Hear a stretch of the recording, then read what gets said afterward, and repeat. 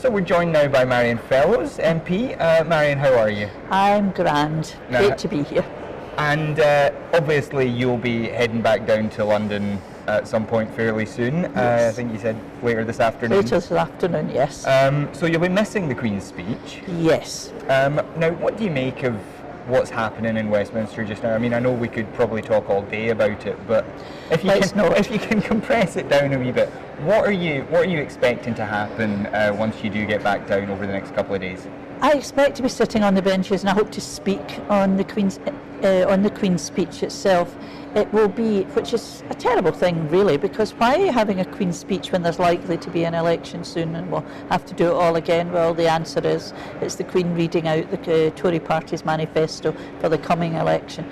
And the Queen has been really politicised right throughout this process, and I might not want a Queen in Scotland, but I don't think it's right that she should be politicised like this. So what will happen is lots of speeches, lots of different people talking about different issues on theme days for the Queen's speech, and the votes will take place next week. Mm-hmm. Now, I can't at the moment recollect when what each day is allotted to. Mm-hmm. Today's a general day, and there's a lot of graciousness, and thank you Queen for coming and telling us what we're going to be doing, and a lot of bowing and scraping, and it's not very much of interest really to normal folk. But it's interesting the way that Mr. Johnson is actually moving this forward. He knows he's in a corner. He managed to get what seemed like a little win was that Saturday? Things happen so fast. Mm-hmm. And now the EU are going, well, not really what we're thinking about. And if I was to make a prediction, which I am not going to do, because if I predict that he won't get a deal and then we'll have to find out if he's prepared to go to jail or not, then who knows. And I'm saying this is going to happen, this will happen, and we'll sit on Saturday and all of that. But by the time I get back to Westminster, all of this may well have changed.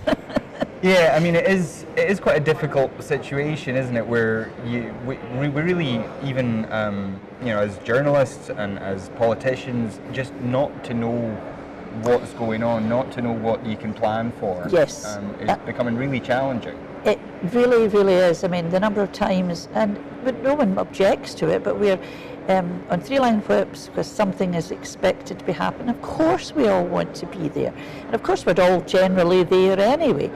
But you get hyped up for something to happen, and then perhaps it's the former Tories who lost the whip, or perhaps it's rebels in the Labour Party, perhaps it's the Lib Dems, perhaps it's Change or whatever they're called now, and they've pulled out of an agreement that was kind of cobbled together and really needs a certain number of MPs to back it.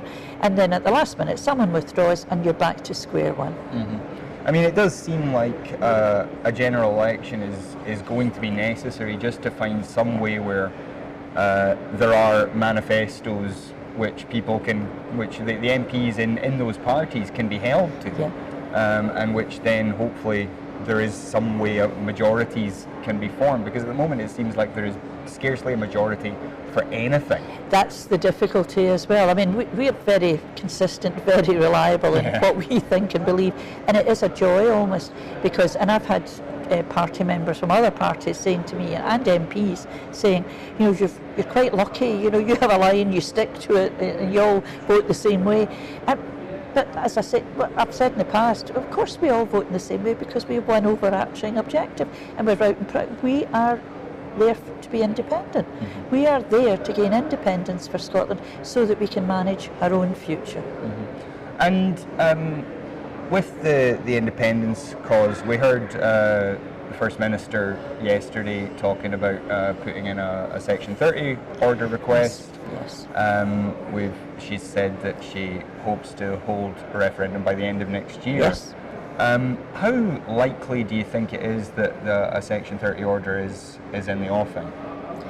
I think that if the Scottish people vote decisively for the SNP, if we stand on a manifesto that includes the need for a Section 30 order, then whichever government is in power should give us it.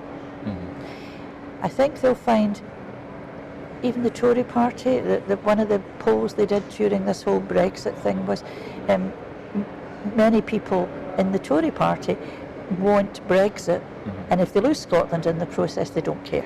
Yeah, I mean that I think is almost one of the upsides that's come out of this, is that the English nationalism of Brexit has led to them caring an awful lot less about retaining Scotland and the north of Ireland.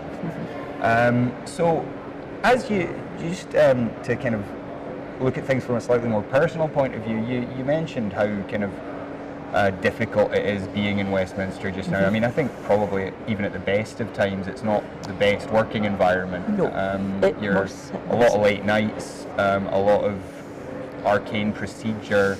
I mean, the voting, I think if you were claustrophobic, I think the voting would be horrifying. Well, two things. One of my favourite stories is, and it's not a favourite in the sense that I really enjoyed it, but I was 2015, we weren't long there, it was the Scotland Bill, and we'd put forward an amendment and there was a vote, and I was a teller. That means I stood outside where the MPs file out one by one, and I stood there at 2 a.m. listening to a Tory teller count 1, 2, 3, all the way to 613. And when I said, that's a piece of nonsense, this is stupid, well, you shouldn't have put in an amendment then, was what I was told. And on the claustrophobic question, I used to have really galloping claustrophobia, so to anyone watching this who's claustrophobic, it is possible. I had treatment, and I'm now okay. But there was one vote again where it was a vote where I came in down the side steps into the lobby, and I'm looking and I'm seeing Mary Black walking along behind or alongside, but quite separate from Theresa May, and you're thinking this is a parallel universe I've sideslipped into. And that, I think there was 600 people in that lobby. Now, you wouldn't be allowed anywhere, I think, on earth practically, well, maybe no, that's a bit of an exaggeration, but you wouldn't be allowed in any other working place in the UK to be crowded in like that. Sure. And it was a Labour MP who, I was okay, but I had taken a very deep breath, and George Howarth came over and said, "Can I take your arm?" And he just helped me through the lobby. And that's an example of cross-party working at its very finest, because it's a strange place to work. The arcane procedures, finding a woman's toilet is quite difficult. Yeah. Lady members' rooms are few and far between. And it's because you're so far from home all the time, it becomes, and I'm a whip, and it's my job to look after people. We don't need to whip our members generally to vote, but there is a real pastoral role there, because people have issues. I had issues myself for a year and a bit when my husband was very, very ill and and latterly died, and you get a lot of support from your colleagues, a huge amount of support from your colleagues, and a huge amount of support from parties opposite. But because in many ways we're all in it together, because it is a bubble, you're all compressed and crammed. And I'm not a politician who hates other politicians. No. I may hate their ideologies, and I do, but you have to do something really bad for me to dislike you. It's maybe a wee bit like the way soldiers can respect each other even though while they're shooting at each other. Yes, you have a respect for that person's views, and that respect's been shown to me in my own constituency, and to my husband when he was very, very ill, and I think that's how it should be. And I fear sometimes that people get so absorbed in their own beliefs that they allow no room for anyone else having a dissenting view. Yeah. And a world where no one dissents would be a very strange and very boring place. So just on that, obviously, as you say, there's a bubble there, and kind of you are all in the trenches together, even if you're fighting on different sides. Do you have kind of close friendships with anyone in the other parties? It's a difficult thing to describe, but there is a group of women like me who have been widowed recently, who are MPs, and or widowed or separated, or no longer have the partner, the life partner that they had, and we keep meaning to have a night out in London, or do the things that normal people do, and we've never quite managed it yet because of all this Brexit stuff. But I do remember, and I won't name her because it was a personal conversation, a woman who'd lost her husband the year before, and I was down for a big vote, and as I was leaving the chamber, she pulled me to one side and said, "Right, sit down, I'm talking to you." Okay. And she did. And she was able to talk to me about how I felt and how she had felt, and it was such a help to know anyone who's going through a hard time. It always helps to speak to someone who really understands, and she really understood and gave me some very sound advice. And it didn't matter, she was a Labour Party MP, it doesn't matter, because at that moment we were just two women who had the same issue and were trying to move forward. Yeah. Well, Marion, this interview did not go the way I expected it to. Oh, but I'm sorry. it has been a real pleasure talking to you. So thanks very much for joining us. Cheers. Thank you. So we're joined now by Pete Wishart MP, one of the SNP's longest serving MPs. So Pete, thank you very much for joining us. So how are you enjoying conference so far? I think it's fantastic. It's really glad that the opportunity to come along. Obviously it's been a strange old week for us members of Parliament with the Queen's speech going on and the debate that will be following it. So I was determined to try and get an opportunity to come up here, even if it's just for a day or so, and just to see what the atmosphere is like and get some of the conference conversation and chat. So when are you heading back down to Westminster? I'll be going back down this evening. I want to be in place for tomorrow because I think as we go through this week, it's going to be increasingly precarious about what happens down there, and I think there'll be a number of opportunities just to progress our own agenda at Westminster. And obviously we're looking at like the conclusion of the Queen's speech on Saturday, of course, when it looks like there will be some sort of decisive outcome about how we deal with this stage of Brexit. And with this Queen's speech, I mean, we were talking to Marion Fellows earlier, who basically said it's just a chance to get the Queen to read out the Tory manifesto before a potential election.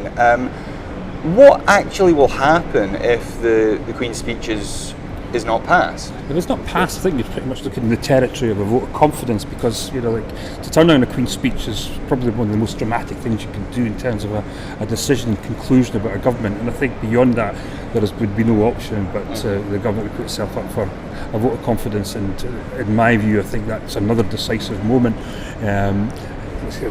It's really all in the hands of the Labour Party, because they're the only one that's got the numbers to actually pursue this. And we know that there's lots of reticence and reluctance about heading for an early general election, and there's a number of things why that's the case. Mainly, I think they're looking at the opinion polls and seeing that they're 10% behind the Tories, and they worry about their own position. And secondly, there's a number of their backbenchers particularly represent Leave constituencies in the north of England, and again there's a third group who are concerned about their own future in the Labour Party, who are facing all sorts of deselections. We might feel that they're not going to be around for much longer. So it really is them. We're ready to go. I think you heard Ian Blackford yesterday saying that we've got our motion and no confidence, and we believe that a general election is the best thing that could be as an outcome in the next few weeks. Yeah, I mean, it is interesting that after all we've heard about strong and stable government, that actually the SNP is the only party in the Parliament right now that seems to have a very clear vision of what it wants to do and how it wants to do it. Yeah, I mean, there's no accident that's the case. We've take regular assessments of where we are at Westminster and the type of action that's required in order to get to the place that we need to be, and none of that is actually possible with him still in power. I mean, he remains a risk as long as he remains Prime Minister, because he's still got his hands on the state apparatus of government, and he's able to pursue his toxic Tory agenda, and I just can't see this idea, and I know people are promoting it, that somehow we could contrive to have another EU referendum, with him still Prime Minister, which would require him to continue governing for months in order to achieve that. So, my view quite clearly is that, that this is a dead zombie government that doesn't command the support of Parliament, and we have to have a general election. Now, we've spoken to a number of people, and most people seem to be fairly optimistic about the SNP's chances in a potential general election. But the overall picture in Westminster looks likely to still be quite unclear. There isn't an obvious majority that's going to emerge anywhere. What do you think the SNP's role will be if there is a general election and it comes back as another hung parliament? There's always so much conversation goes on about the excitement of a hung parliament, and inevitably you're drawn into that type of conversation. What happens? What if? And I think it's a fair thing to look at and examine and try to make some sort of prediction about potential outcomes. I think if there's a general election in the next few weeks, your assessment's right. I mean, you probably are in a territory of a very narrow victory, or possibly still in the hung parliament territory. There's no possibility in anywhere in the world that we'd ever be able to work with the Conservatives under any circumstances. So, sure, a lot of people will be glad to hear that. So, I think that goes without saying, and I don't think anybody would even actually try and present that as a possibility. But the Labour Party provides a number of options and issues and alternatives for us. And I've been in the House for 18 years, and I've probably voted more with Jeremy Corbyn than Tom Watson has, because we were part of what was then the Progressive Alliance, where there was, there was a campaign group of Labour members of Parliament, the SNP, the Greens and Plaid Cymru, and we'd regularly vote against Tony Blair in the days of high Blairism, and I've acted as a whip with Jeremy God knows how many times in the course of these years, so there is a natural sharing of an agenda. Of course, Jeremy's got caught up in a number of the constitutional issues, but there's possibilities there, but it has to be predicated on this issue that it's the Scottish people's right to choose and determine their own future. If Jeremy can't accept that, and he used to, because I've worked with him all these years, then there's no chance whatsoever that we'll be able to have any sort of arrangement with the Labour Party. As Ian Blackford and Nicola have both said now, don't even bother getting in touch if you're trying to deny the Scottish people a say in their own future and destiny. Yeah, I mean, it does pose a real problem where I think several of the parties are now in a kind of damned if they do, damned if they don't situation. Labour can't decide whether they want to deal with the Leave constituencies that they have in the north, or with what the vast majority of their membership wants, which is to remain. The Liberals want to stop Brexit but refuse to work with Jeremy Corbyn. The SNP ultimately want independence. They don't really want to have to deal with anything happening in Westminster.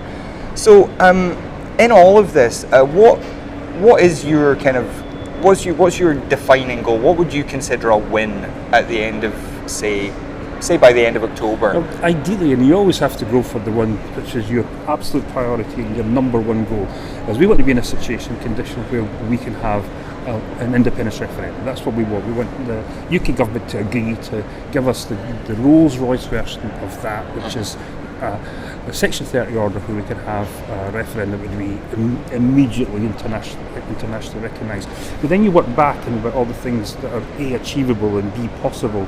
And so, the other thing obviously is that, that I don't want to expose my constituents to the Brexit. So you're looking for anything possible to stop a Brexit. I particularly don't want a no-deal Brexit, because I know the disastrous implications and consequences that would be for the people I represent. So, I've got a duty of care as a member of Parliament for my constituents and not to have them exposed to that type of economic damage. So you work through all these things leading up to the thing that you're ideally looking for. And I think any responsible member of Parliament has to take all that into account. We represent vast numbers of people, and we have to put their interests at the heart of anything that we take forward in the House of Commons.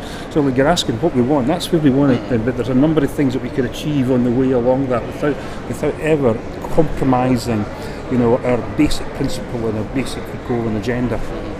Now, yesterday on the conference floor, Chris McElhaney tried to propose an alternative route to independence in the event that the Westminster government decides not to to agree a Section 30 order. Now he was booed by some people on the conference floor as well for that. What's your feeling, firstly, on the reaction that got, and secondly on the idea itself? I thought it was really unfair, and that shouldn't have happened. I mean, whatever Chris said, he presented it very articulately, and obviously this is something he feels is a real imperative and something he wants to bring to conference. I just think he's totally wrong, and I'll never ever buy into this idea that somehow you could game independence, that independence could actually be secured in a minority vote of the Scottish electorate.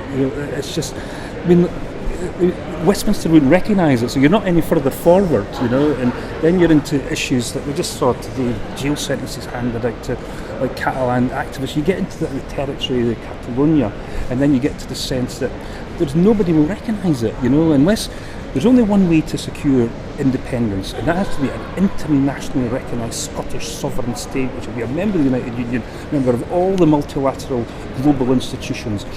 And we'll only get that, A, if there's like an agreed opposition, like a proposition which should keep us in the UK, so both sides could agree a way forward.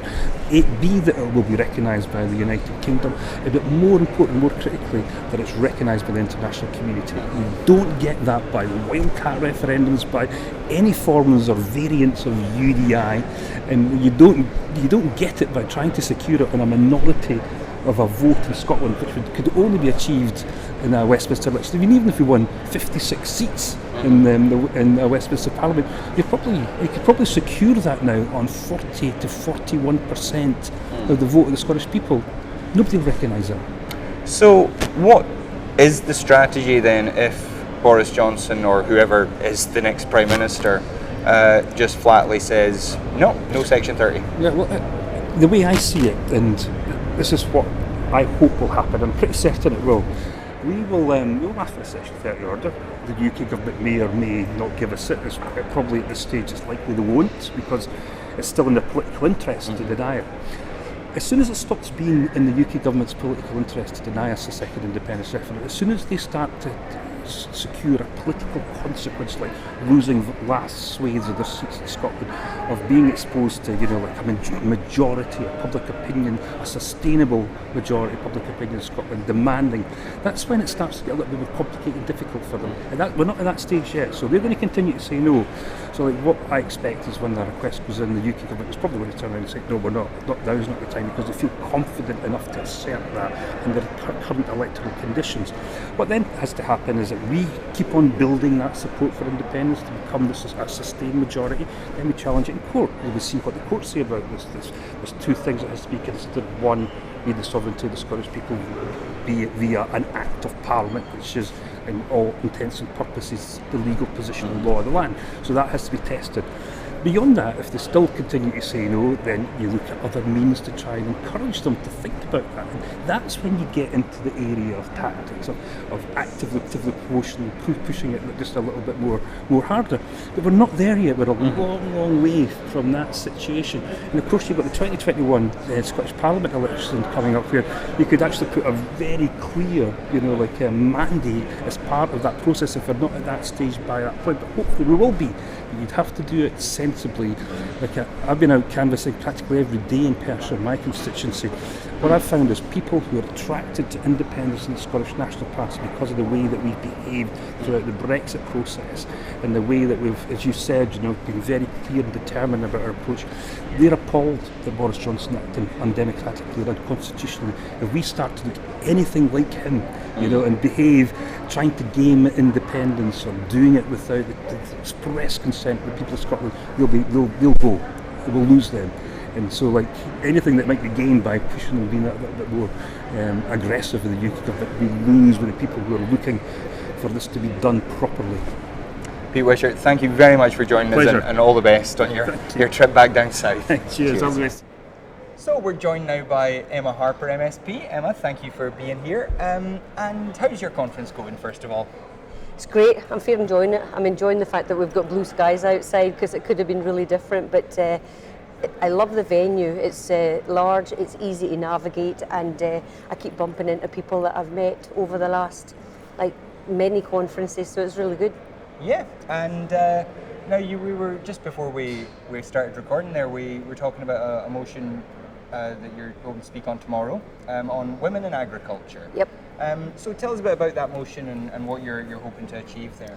Well, the motion is helping to promote the fact that we have got a percentage population that need to get some support in our rural constituencies. I was one of the first MSPs to sponsor a Women in Agriculture event in the Scottish Parliament, so that was great, and the Cabinet Secretary Fergus Ewan spoke at that event. I co-sponsored it with Gail Ross, who's the MSP for Caithness, Sutherland and Ross, so the two extremes in the rural Scotland came to the Central Belt to promote women in agriculture.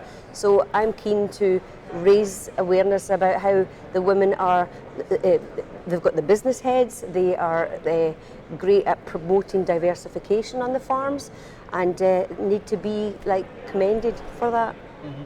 And as a party, the SNP has, in recent years, a lot of people have said it's become a much more urban party, especially as it's kind of taken over Glasgow especially. And a lot of people in more rural areas, particularly up here in Aberdeen and especially down in the borders as well, kind of have this concern about urban parties telling the rural areas what to do and how to live. So what do you think the party and the Scottish Government can do to kind of focus more on rural areas? I think they already are focusing on rural areas. I'm a member of the Rural Economy and Connectivity Committee, and I think I've got a great relationship with Marion and Cabinet Secretary Fergus Ewan, and any issues that I have that I want to raise will be heard. So we do have challenges with the rural areas needing support with transport and infrastructure and connectivity, but as a party, when people say that it's a Central Belt party, I don't agree with that, especially not in the last 3 years, when I've been shouting for the rafters about any rural issues, whether it's isolation and loneliness, or whether it's about the infrastructure, the connectivity that we have, like for our roads, but as well as digital as well. So for me, I think I'm standing up for our rural regions. And what do you think then are the really big issues? You mentioned like transport, connectivity, that kind of thing. What can the Scottish Government do more on in those kind of areas? Well, we are lobbying for better improvement in digital, right?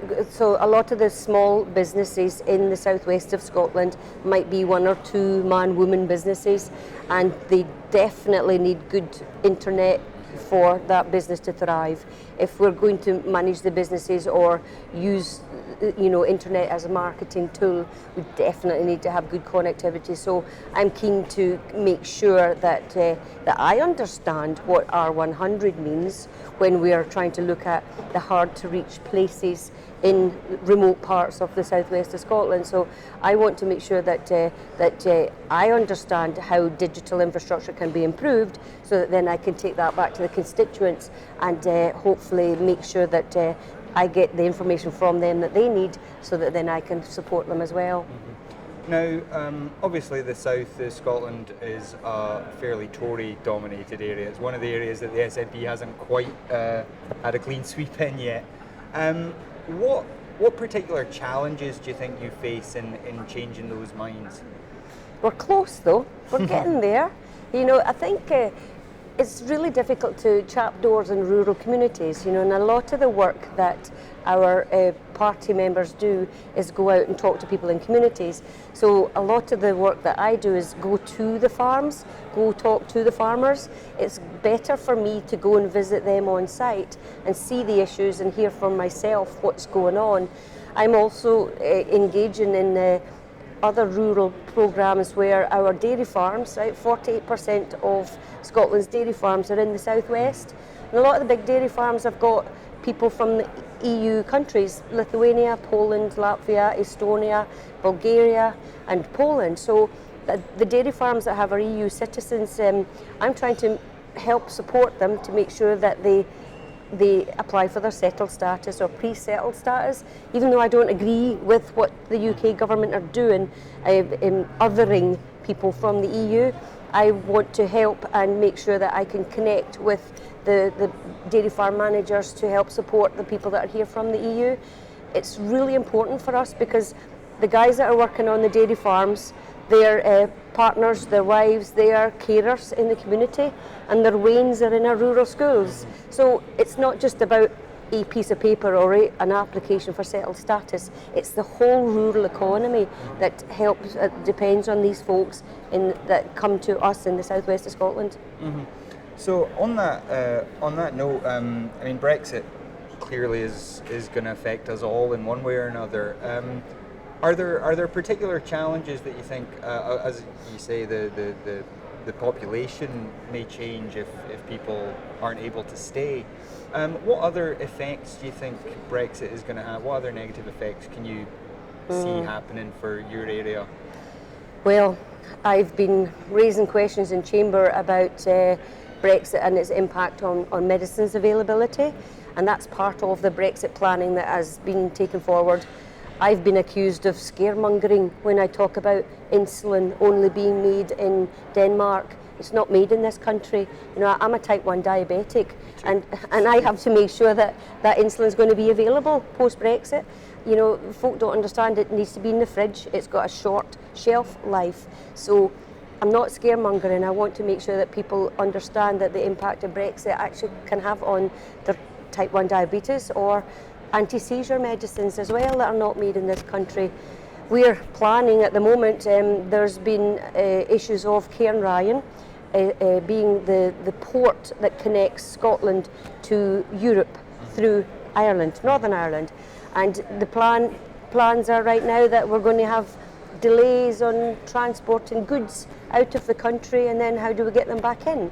So it looks like Stranraer will be a giant lorry park, and so any delays that are incurred to try and move products from Central Belt to Ireland might have devastating effects. It might affect people's jobs, not just in southwest Scotland and Stranraer, but throughout the Central Belt. So I'm really conscious of the impact that it's going to have, not just for us in the southwest of Scotland at the Port of Cairnryan, but the ramifications in the rest of Central Belt. And are many of the farmers in your area exporters to Europe, do you know? Well, the beef farming and the sheep farmers in the southwest, they send their sheep to markets in England, abattoirs in England, and there are transporters that use our certain breeds of cattle to go to other countries as to support genetic diversity.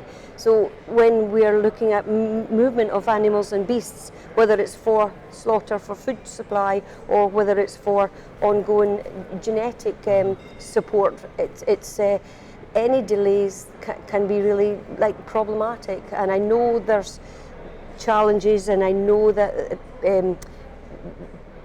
analysis has been made to look at how can we support these types of businesses. So our rural farmers in Scotland might be awfully impacted, especially if tariffs are applied to sheep and beef, and they won't be able to compete with other markets like New Zealand lamb. Now, we're also potentially facing a general election sometime soon. Now, obviously that won't affect you personally, but I'm sure you'll be involved in the campaigning. Now, I believe you live in Alistair Jack's constituency, is that right?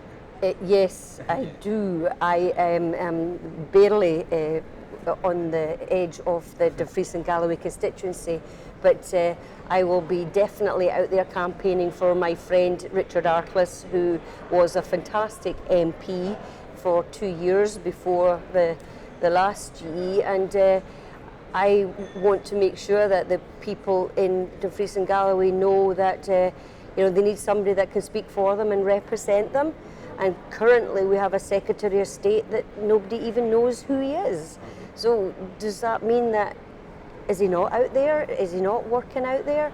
I want to make sure that people can connect with somebody that actually will represent them in Westminster. And I have no doubt that when Richard Arkless wins, he will be the man to look after the people in Dumfries and Galloway. I was just about to ask you how confident you were, but you're clearly very confident. Is that based on just how well you know Richard, or is that based on what you're hearing on the doors? It's both. Richard is such a fantastic, effervescent, confident character. He knows the way that the Westminster machine works.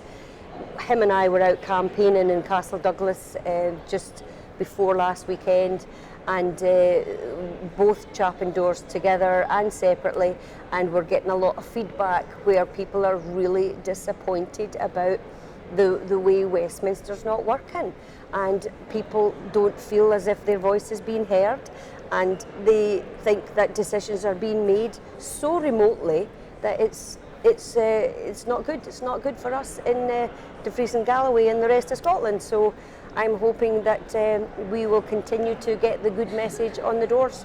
And in a similar way to the kind of Tory vote down there, it's also one of the strongest unionist areas in 2014. Are you getting a sense that is changing as well? Definitely. I've had people come and approach me who would normally be Conservative with a small c, so people that normally would tick a box for a Conservative candidate, but they're really disillusioned with what's happening. They know the impact of Brexit is going to be a disaster for us, and they are changing their minds. So my message is that, you know, we have Conservatives in Dumfries and Galloway, in the south of Scotland, that we should give them permission to choose a path of independence. We're still going to have Conservatives in an independent Scotland.